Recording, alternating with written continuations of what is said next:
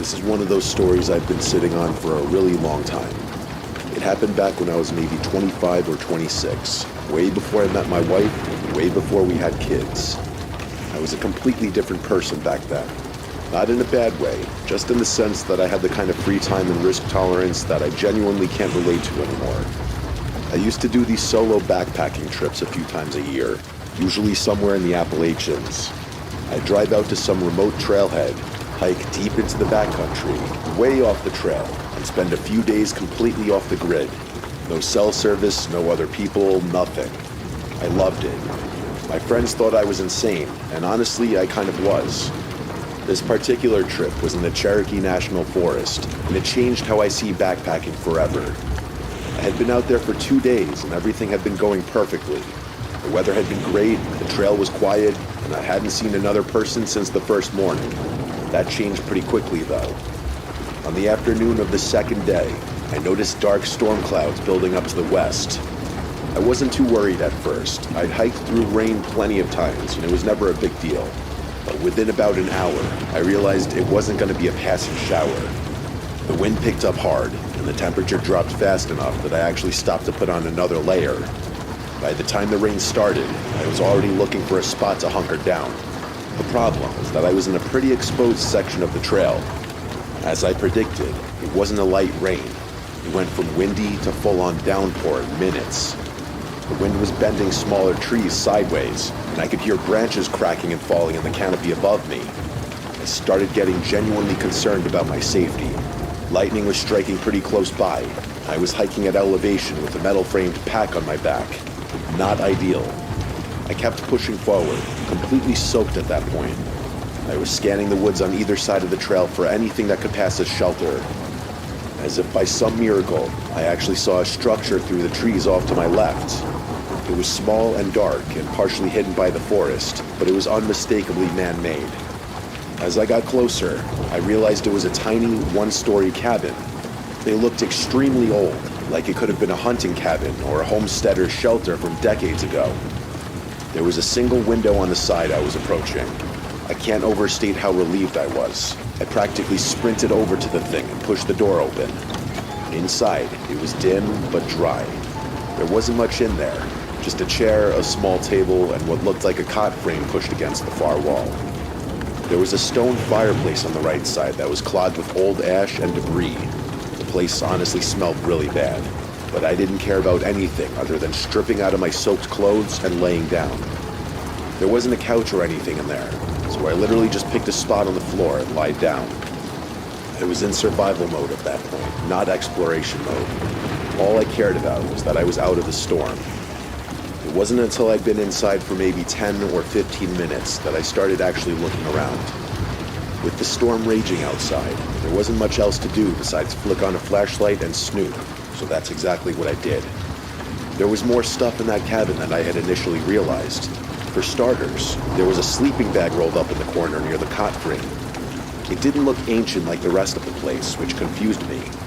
There were also a couple of cans and water jugs on the table, which made me think someone had been using the place as a base camp of sorts. Maybe another backpacker or a hunter. It wasn't unusual to find stuff like that in remote cabins, but the more I looked around, the more things started bothering me. There were marks on the wall near the door. At first I thought they were just damage from age or weather, but when I got closer to inspect them, I could see they were scratches. There were dozens of them, some shallow and some deeper. There was no pattern or order to the marks, at least not one I could see. I stepped back and looked at the door itself. The handle was a simple latch, which wasn't unusual. Despite the storm, I opened the door just to get a look at the mechanism. There was a metal bracket on the outside of the frame, which looked like it was designed to hold a padlock. The bracket was on the outside. There was no corresponding latch on the inside. That meant the door could only be locked from the outside. Things only got stranger. I shut the door and started looking around the cabin. The only thing I hadn't checked out yet was the window, so I walked over to it. The glass was still perfectly intact, which surprised me given the apparent age of the place. But then I noticed why. There were screws drilled into the window frame, one in each corner securing it shut. Those had also been driven in from outside, and around the edges of the frame on the inside, there were more scratches. deep ones. These were unmistakable. They honestly looked like someone had tried to pry the window open with their bare hands. All of it hit me at once. Someone had been kept in this cabin, trapped, as in kept against their will. I should have left right then, and I did consider that, but there was a good part of me that felt like whatever had gone on in that cabin was well in the past. Everything in the cabin looked really old.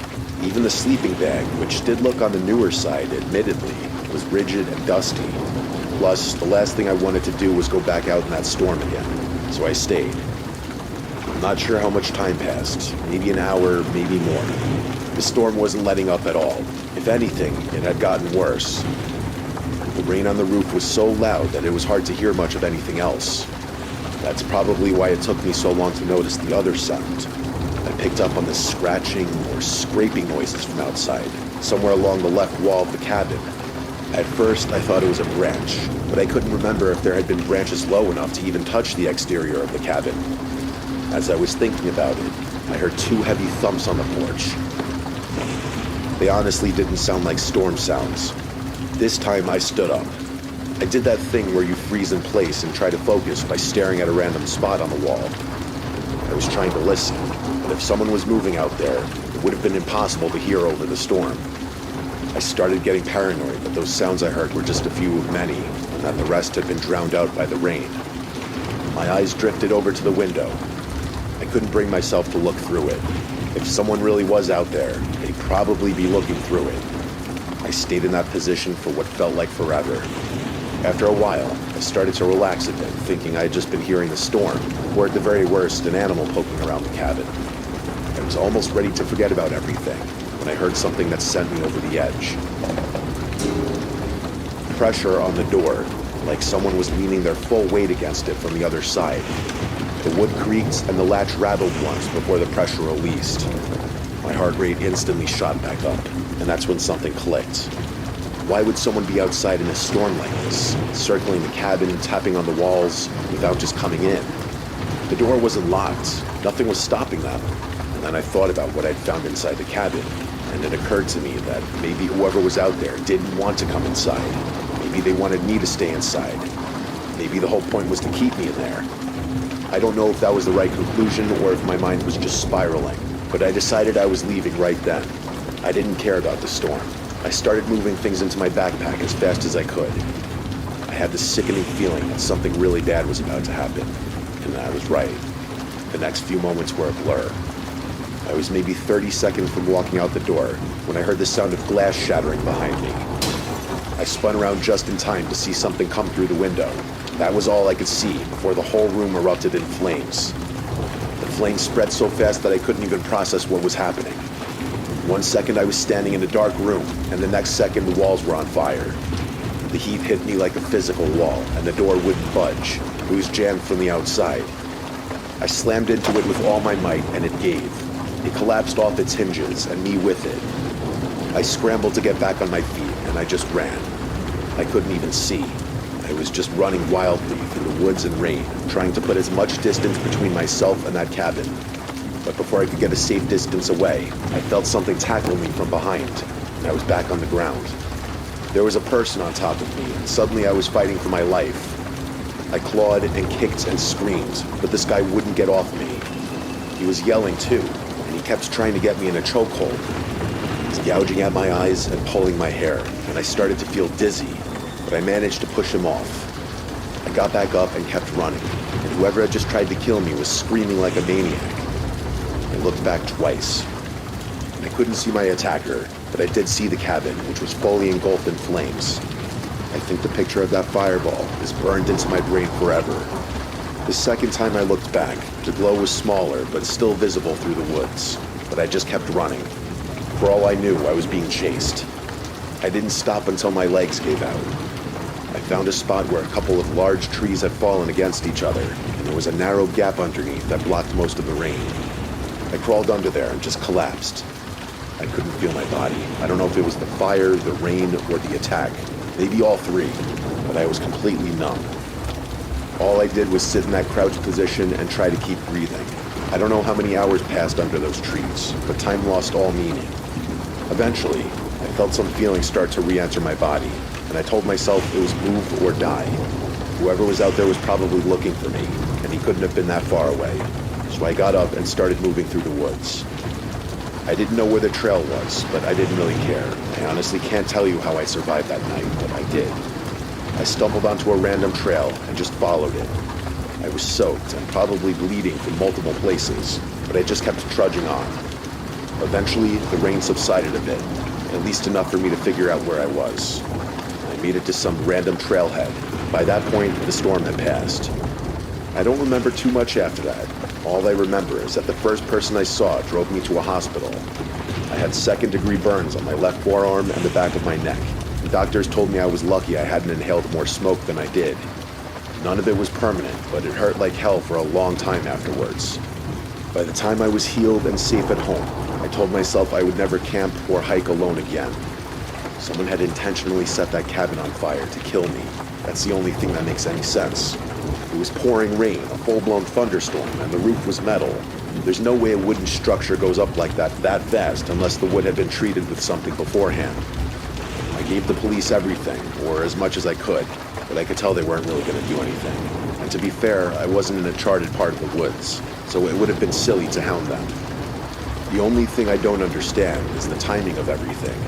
My wife would probably tell you I stopped doing solo trips because I grew up and got more responsible, and she's not entirely wrong, but I honestly never told her about this incident. And I know I'll never go backcountry trekking again alone.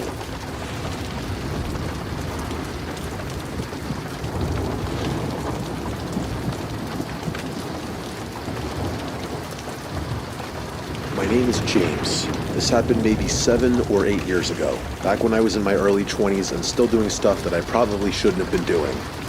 I had this friend Charles, who was kind of notorious in our friend group for finding cool places to explore, like abandoned buildings and old factories. If it was somewhere you weren't supposed to be, Charles had probably already been there and can tell you exactly how to get in. He spent a weird amount of time on Google Earth and these niche urbex forums, and he'd always be hitting the group chat with screenshots of random places he wanted to check out. Most of us would entertain his ideas, but never actually follow through. I was usually the exception. Charles and I had been friends since high school, and I think the reason we got along so well was that we had similar thresholds for risk.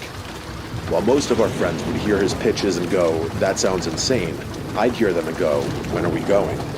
It was a dynamic that led to some great memories and a few situations that I look back on now and genuinely wonder how we made it out unscathed.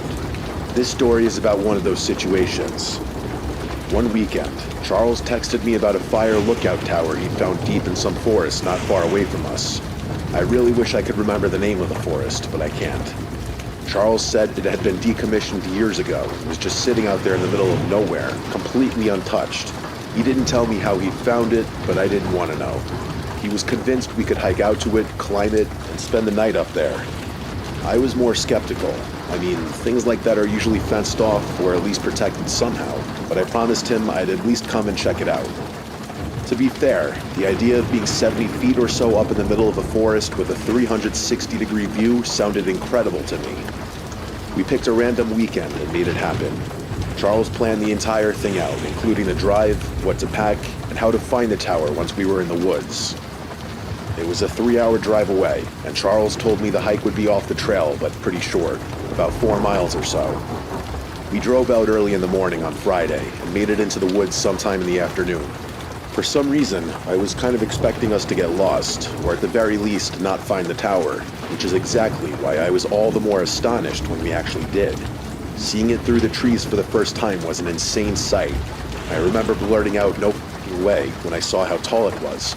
I was even more astonished when we got to the base of it and realized it was completely unprotected or fenced off. It was just sitting there in the middle of the woods, waiting for us to find it. The cab at the top was this small, square room with windows on all 4 sides. There was a metal staircase that zigzagged up the frame, with a section of vertical ladder for the final stretch up to the cab. The whole thing looked like it hadn't been touched in decades. Some of the lower railings were bent or missing, and there was graffiti on the support beams near the base. To be completely honest, it did not look like the type of structure anyone would be eager to climb, but Charles was practically giddy. While I was hesitating and debating whether I should try convincing him to back out, he had already started climbing. I yelled at him to be careful, and that got him to slow down. figured, what the hell, I told myself to stop bitching. The two of us made our way up carefully, checking the stairs as we went. Most of them felt solid enough, but there were a few spots where the bolts had rusted through and the steps wobbled. The vertical ladder section near the top was the sketchiest part. It was 20-something feet of straight climbing with nothing but a narrow metal cage around it. The adrenaline rush was insane, but that's what Charles lived for. He made it up without any issues. The view from the cab was unreal. You could see for miles in every direction. We had also timed it perfectly. The sun was maybe an hour from setting. Our plan was to camp out for the night and catch the sunrise. There was a decently wide wraparound walkway up there, which is where we decided to chill, at least initially. We cracked a few beers and just enjoyed the view and some conversation. The sun eventually went down, and the sky went from orange to purple to dark blue in a matter of minutes. Once the light was gone, the forest below us was just a black mass in every direction. There wasn't a single light in sight. The stars were incredible, easily the best I've ever seen. But being alone out there in the dark was freaking me out a little. It was just weird not being able to see anything, despite knowing there was a whole forest below us. Charles could tell I was getting a little antsy, and he started messing with me, grabbing my shoulder and stuff like that. But the thing that pissed me off the most was when he smacked his metal water bottle against the side of the tower. It sent this incredibly loud, echoing clang in every direction, probably to be heard for miles. The sound was so loud and ominous that I actually got mad at him. I told him I wanted to go inside the cab, and he finally got the hint. There wasn't much in there, by the way. It had clearly been hollowed out ages ago. He said he was going to finish his beer before coming in and joining me, and I was fine with that. I picked a random corner and started setting my sleeping stuff up. But before I could finish, he told me in a very quiet, serious voice to come back outside. Very un-Charles-like. So I did. I walked back around to where he was sitting and saw that he was pointing diagonally downwards, toward the forest below us. At first, I thought he was just messing with me again, but it only took me a few seconds to realize what he was pointing at. There was a light down there. It was faint and pretty far away, but it was definitely down there, and it was genuinely horrifying. It was weaving through the forest at what seemed like walking pace, and my first thought was that it was a person who'd heard the clang from the tower. I don't know why I felt the urge to whisper, but I did. I told him he was stupid for doing that, and we were probably moments away from getting caught or arrested or something. He looked at me with this confused expression before saying, "You think that's a person?" Now it was my turn to be confused. What the hell was he talking about? I asked him what else it could be, and he said that light was moving way too evenly. He wasn't exactly wrong. The light wasn't swinging or wobbling the way you'd expect someone carrying a lantern or flashlight to be. But then again, it was probably too far away to tell. I didn't say anything after that. Neither did Charles. He just kept staring at this mysterious light as it continued weaving through the forest. Part of me thought it was just some random hiker that had nothing to do with us, but I knew that was wishful thinking. After a few minutes, it was obvious that the light was getting closer. It was also much clearer that the light was moving perfectly, like it was floating or hovering. Charles asked me what we should do, and I didn't have an answer for him. There wasn't really anything we could do. Like, what were we gonna do, climb down? As we were throwing out more theories, the light suddenly zipped forward, like it skipped a beat. It was really thick, but for a split second that light went from steady, even movement to an abrupt zip forward. Then it was back to steady movement again. I started feeling my palms start to sweat, and I could tell Charles was really freaked out too. I kept trying to convince myself that whoever was down there was just wandering aimlessly through the woods. But again, wishful thinking. They were definitely heading for the tower, and after about 10 minutes, they reached it. At that point, the light was directly below us, and I was bracing myself for someone to yell up to us and announce themselves as police. But no, the light just stopped moving and stayed in that exact spot right below us. From our vantage point straight above, we could see the light itself, but not whoever was holding it. Charles and I stared at it for a while. The suspense was killing me, but it must have been killing Charles even more, because he again did something I wanted to throw him off the tower for.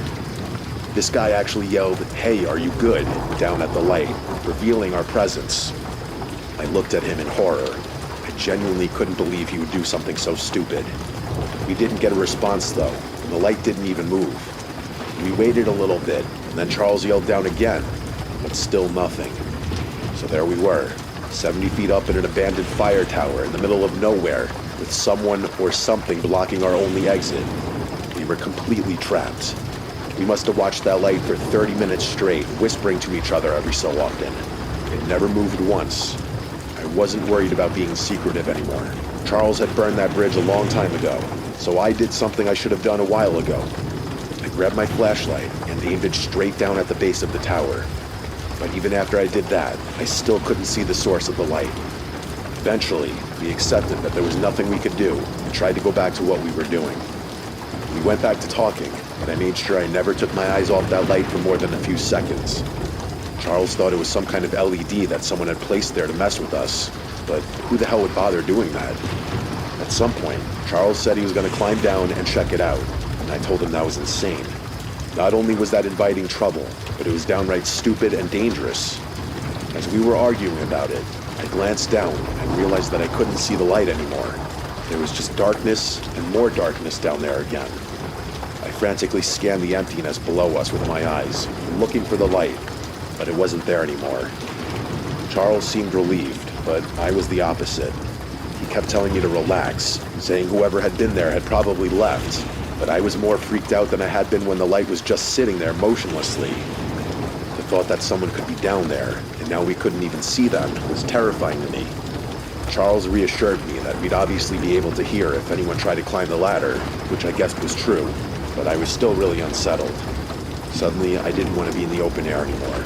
I suggested that we wait out the rest of the night from inside the cab, and he agreed. So we went inside and set up our sleeping bags. Neither of us were going to sleep, though. That was suicide. Staying awake turned out to be the right decision, because not 20 minutes after going inside, we started hearing noises. The first ones were all metallic clangs that echoed up through the steel frame of the tower. They weren't footsteps, which I want to be crystal clear about, because I was listening specifically for footsteps, and this was not that. It sounded more like someone struck one of the support beams with a wrench or a crowbar. A few minutes later, another one came. This one was more of a grinding sound, like metal being twisted against metal, and it lasted for a good few seconds before stopping. Charles and I kept looking at each other like we were expecting the other one to do something, but there was nothing we could do. The sounds kept coming from what sounded like different spots, which was what really got me, because it meant whatever was causing them was moving down there. The sounds continued on and off for a while. I kept trying to map out the sounds in my head, figure out where they were coming from, how many sources there were, whether they were getting closer or staying at the same level. I couldn't make sense of any of it. Charles and I were whispering to each other about what we'd do if we started hearing someone walking up. I was sitting against the far wall of the cab, facing the windows on the opposite side. Charles was on the opposite side, looking over my shoulder. There were so many windows in there that we didn't feel safe and wanted to be able to see out of all of them. There wasn't much to see, though. They were all pretty dark, with the only light being from the stars and the moon. But then, I saw something. A dark outline moved across the glass. My brain couldn't process what I was seeing fast enough, but then it passed in front of the next pane over, and that's what did it. I couldn't help but yell. Charles scrambled away from the window. The two of us immediately ran over to the door and pressed our backs against it. If someone tried to come through that door, they were going to have to push through both of us. I kept looking for the figure through the windows, but I couldn't see anything. That was impossible, though. Unless they were crawling on all fours, I should have been able to see them. Charles and I sat up like that for a really long time, and I could hear him hyperventilating. What followed was the most tense and terrifying few hours of my life. Charles and I sat there in that exact position like our lives depended on it. By the time the sun started coming up, I was completely exhausted. When it was finally light enough to see, I counted to 3 and then swung the door open violently, expecting someone to be crouching behind it, but there was no one there. Charles and I ran around the side of it to confirm that, and it was clear. I looked down to the base of the tower, and there was nothing down there either. We grabbed our stuff and started descending as fast as we could. We made it about 3/4 of the way down the staircase before Charles stopped in front of me. He just stood on the landing, staring down at the next section of stairs. I looked past him and saw it immediately. An entire section of the staircase was gone. It wasn't just a few steps. I'm talking about an entire section of stairs, straight up missing. It was impossible, but we were staring at it. Someone had deconstructed an entire section of staircase during the night while we were sitting directly above them. That must have been what those sounds were, but that didn't make sense. The noises didn't stop until after I had seen the person up there. So had they really crossed that gap twice? In the dark? No way. Plus, there's absolutely no chance someone could have done that without us hearing it. That would have been a lot louder than a few clangs here and there. We stood on that landing for a while, trying to figure out what to do. We had to just jump across. It wasn't that far, but it was still scary. Charles ended up twisting his ankle, but I was fine. We made it the rest of the way down, and that was that. There was no one waiting for us at the bottom. There was actually nothing there at all, including the metal steps that had been removed, at least as far as we could tell. Granted, we didn't look around too much. It didn't make any sense, but we weren't sticking around. I still don't have an explanation for any of it. Not the light, not the sounds, not the figure I saw outside the window, and definitely not how someone managed to remove an entire section of steel staircase in the middle of the night without us hearing it. Every time I see Charles, this is something we still talk about.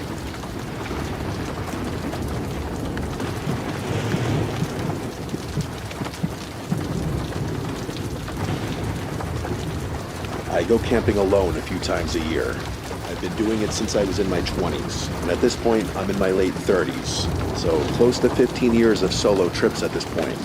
I know the risks, which is why I carry a rifle. This happened about 2 years ago in the Daniel Boone National Forest in eastern Kentucky.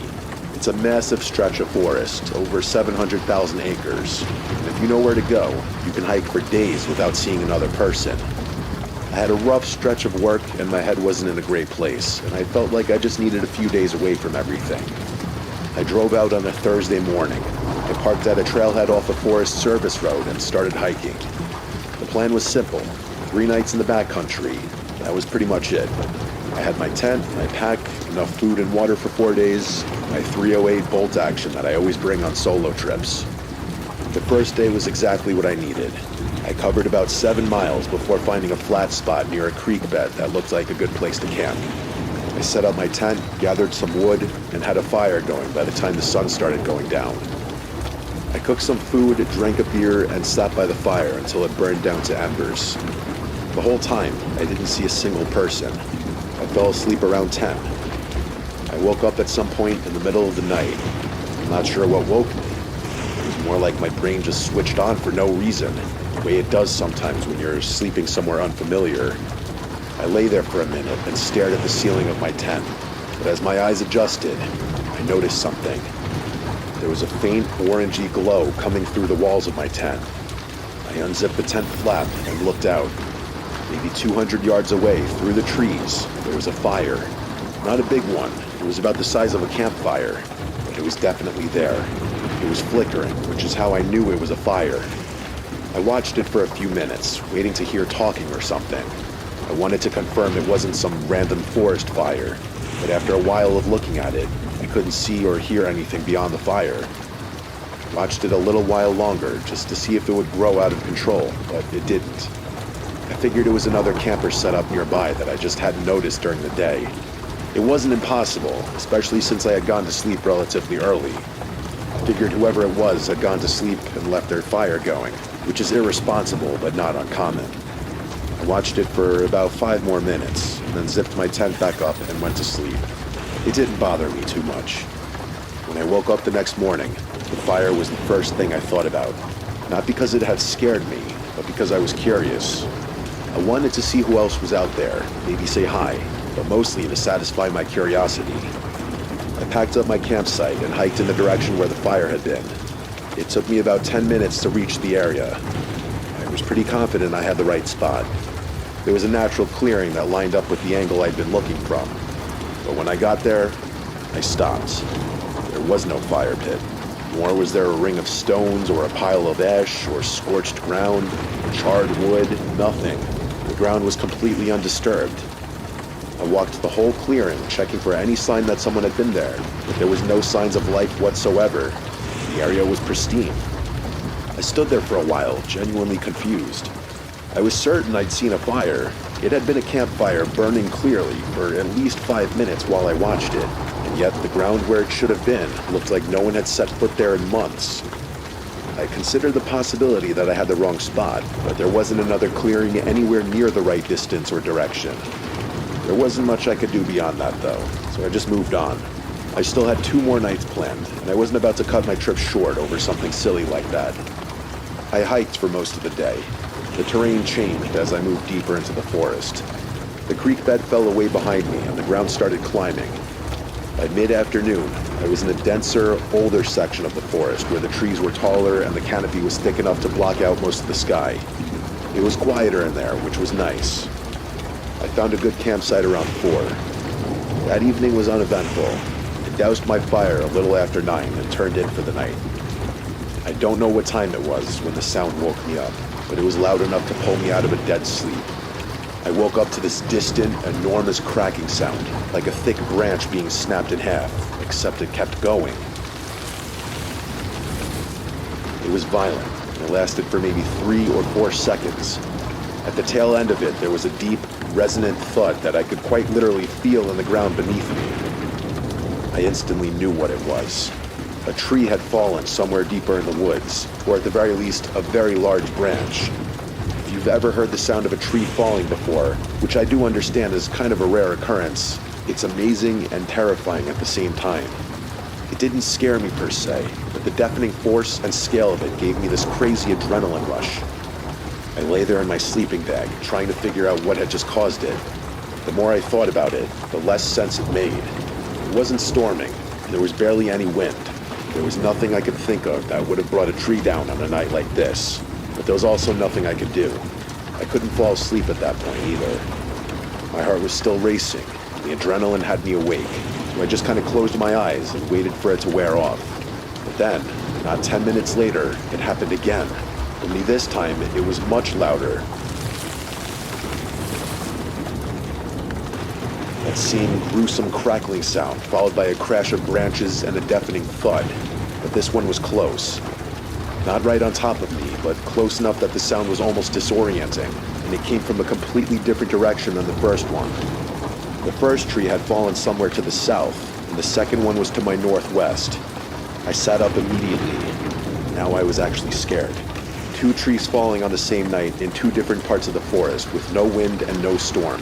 That was inconceivable. I kept trying to come up with an explanation that made sense.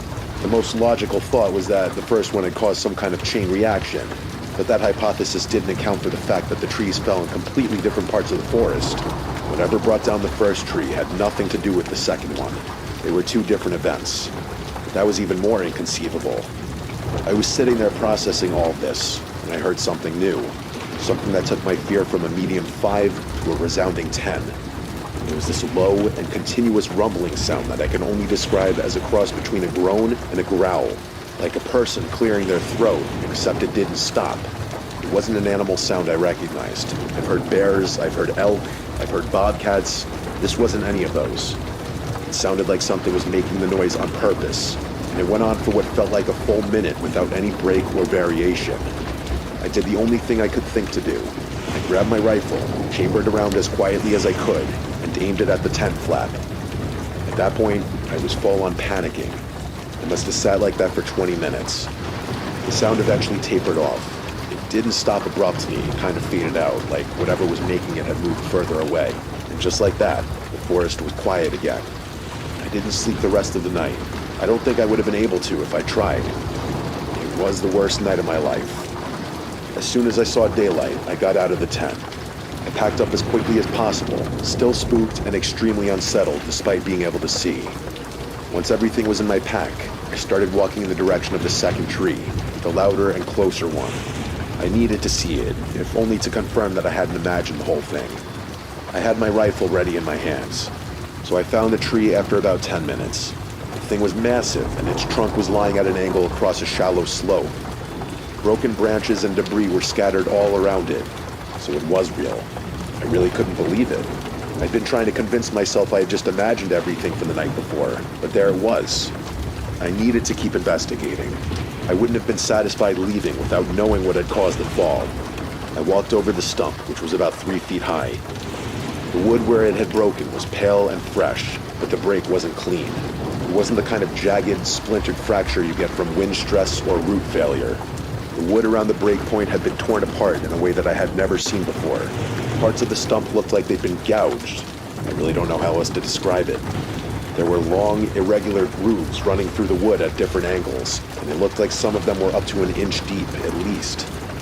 The wood genuinely looked like it had been stripped and chewed rather than cut or snapped.